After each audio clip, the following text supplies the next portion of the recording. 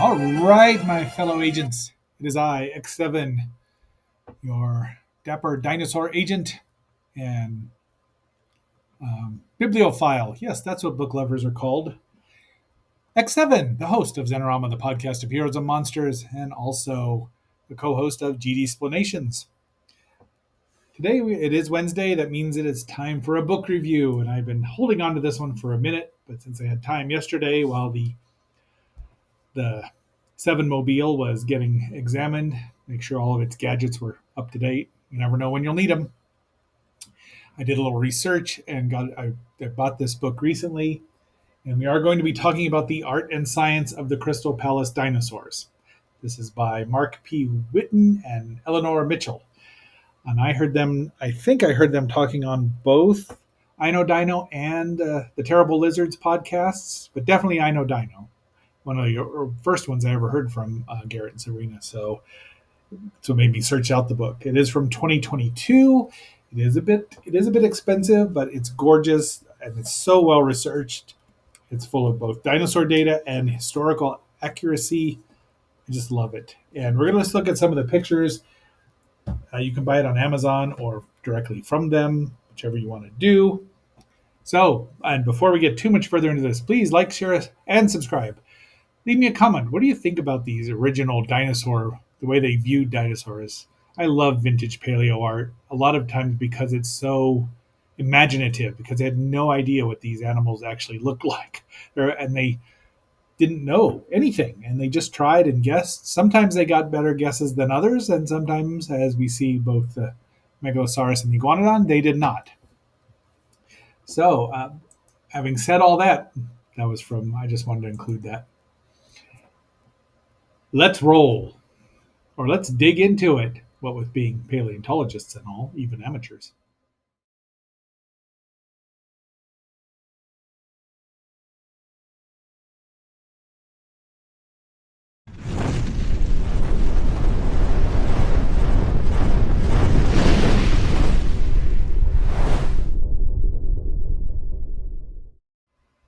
Okay, we're rolling. So here's the proof that I have the book right in my hot little hands here.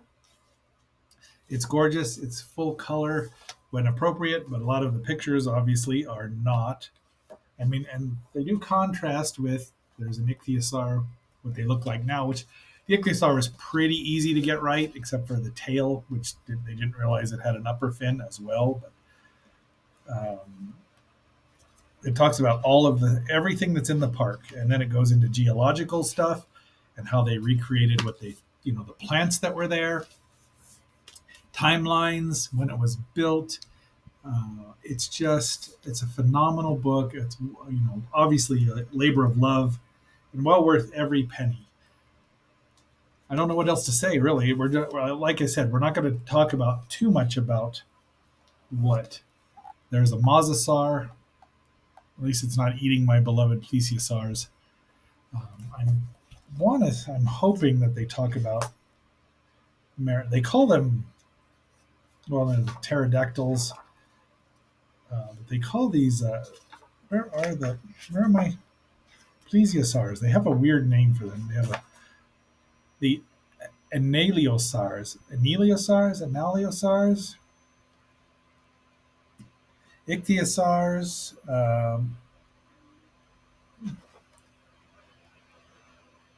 I don't know. They talk about Mary Anning, the discoverer of both ichthyosaurs and the plesiosaur, my beloved plesiosaurs. But they do talk about Cuvier and their bizarre appearance. I love my plesiosaurs.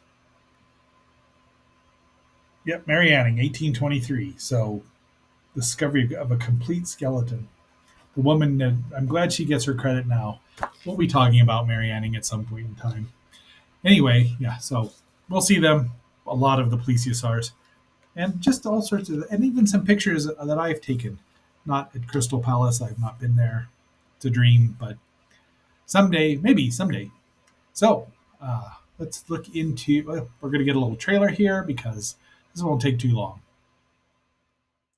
Come Come travel with these four adventurous boys as they explore the past in an exciting expedition that takes them 300 million years back through the ages in their journey to the beginning of time. An extraordinary recreation of history, acclaimed by Dr. Edwin H. Colbert of the American Museum of Natural History as absolutely authentic. A thrilling and enlightening adventure story of the development of life on Earth.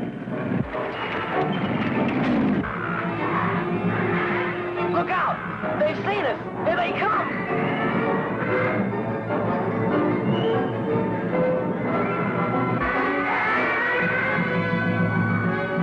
Watch out! Why, that was close! We didn't have to worry anyhow. It says here in my notes that they only eat fish. Oh, sure. That's because they never tasted a boy before. See the Stegosaurus, the Trachodon, the Brontosaurus, the Mammoth. All of them, and many other amazements of the past, come spectacularly alive in this fantastic film, Journey to the Beginning of Time.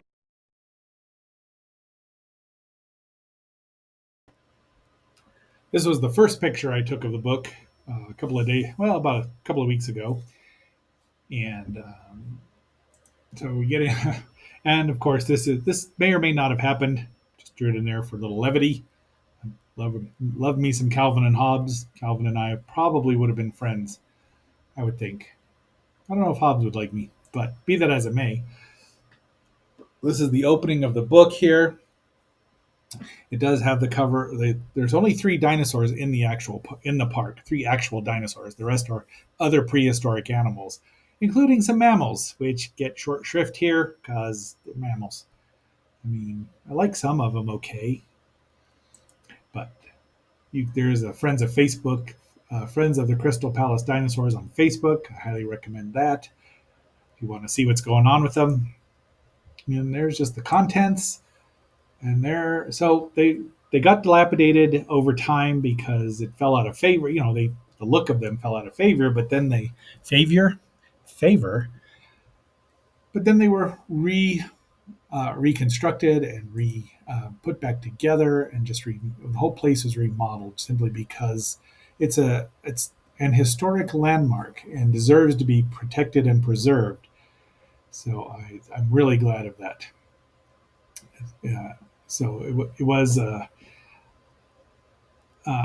Crystal Palace was bought and moved to Pengay Place atop Sydenham Hill, South London, by the newly formed Crystal Palace Company. So, I mean, it shows, these are pictures of it. See, it is amazing. 1851. So this has been around for 1851, not quite 200 years, but we're getting there. 175, almost. Who knows when you're listening, when you, the viewer, or watching or listening to this, it could be well over 200 years from now. There is the geological court, because geology rocks. And this is just amazing to me that they've been able to. I'm glad it was all preserved. And there they are. There it gives you why it's historic. I just love vintage paleo art.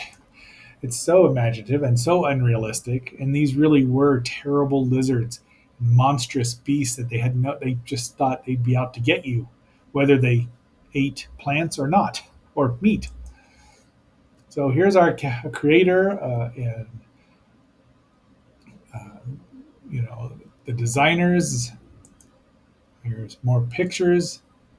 That's a lithograph there, and I just love all this. I would love to visit.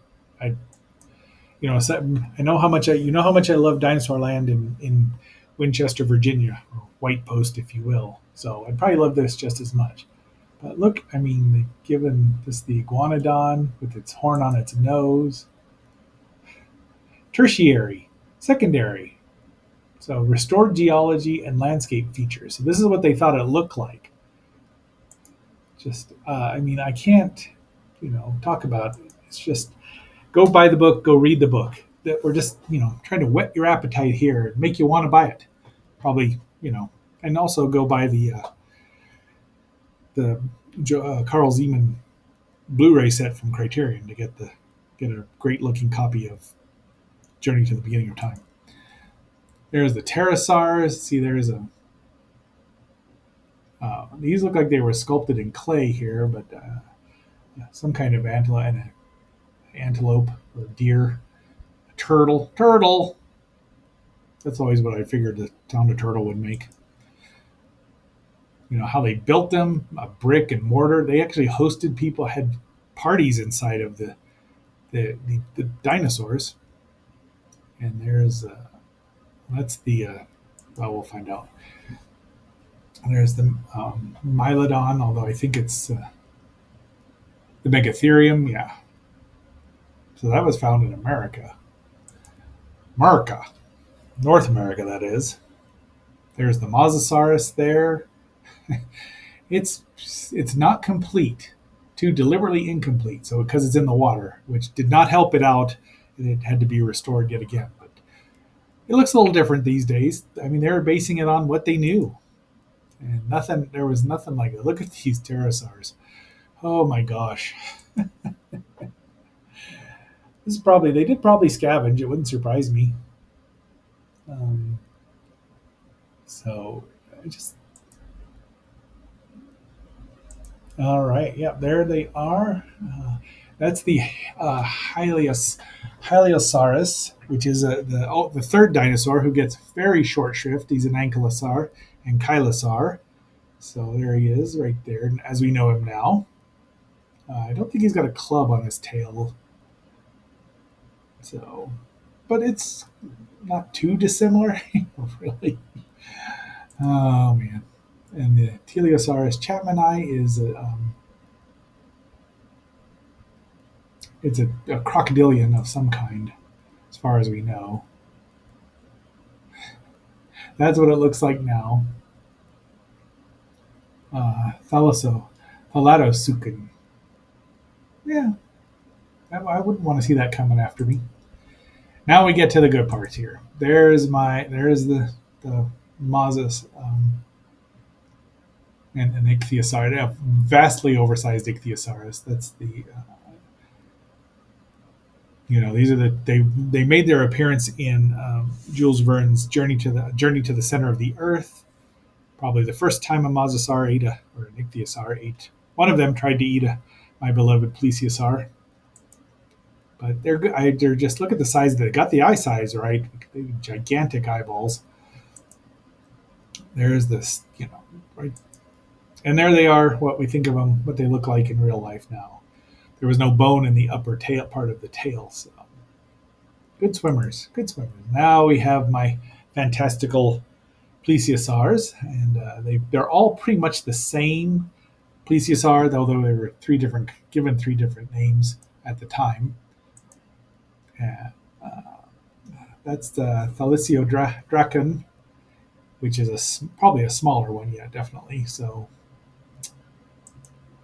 it's great grand ancestors. My Elasmosaurus and Thalassodon were much larger.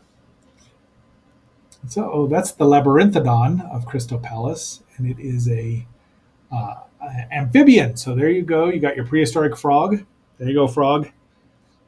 So Special Agent Frog gets a shout out.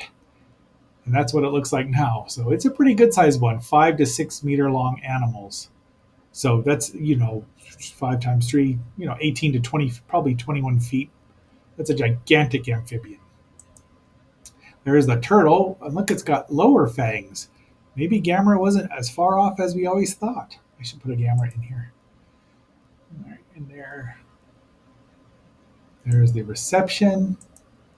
And here we have, I went to visit author, filmmaker, comic book writer Don Glut many years ago, about 20 years ago, probably in 2004, and went up to visit his house, and he had some replicas of the Crystal Palace dinosaurs. Here's the Megalosaurus. You can see that they had them. Now, I don't know if his was 150 years old at the time, but, and there's his Iguanodon.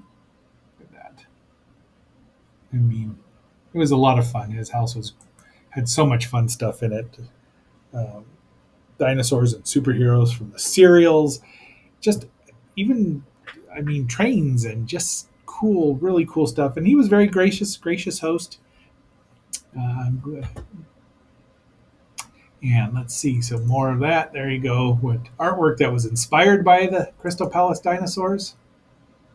I mean, you just can't really, I can't say enough about this. Here's some reconstruction. Now look at this poor ichthyosaurus, how badly it was damaged and how they had to clean it up and probably get all kinds of muck and gross stuff off of it and then rebuild it. Oh, if all possible, paint it, and then they painted them. So got some more here. Just they did, this is how they did imaging and how it should look. And water is just really damaging to models like this. Sometime when I get back to Dinosaur Land, I'll take new pictures and do a new episode. Probably won't be for 5 or 10 years, but it'll happen at some point in time. Secondary island dinosaurs, except that there they are, the two dinosaurs. And there we go. We're about done here. There's the back of the book. This is once more from Don Glut's collection. I just liked it. I had to dig through so many CDs of back data. And guess what tomorrow will be? We're going back to the Land of the Lost in Season 2. So, my fellow agents, that is our dinosaur and other prehistoric animals. Dinosaur and dinosaur accessories, if you will. Hope you've enjoyed it, and go buy the book. And until our next assignment, this is X7, signing off and phasing out.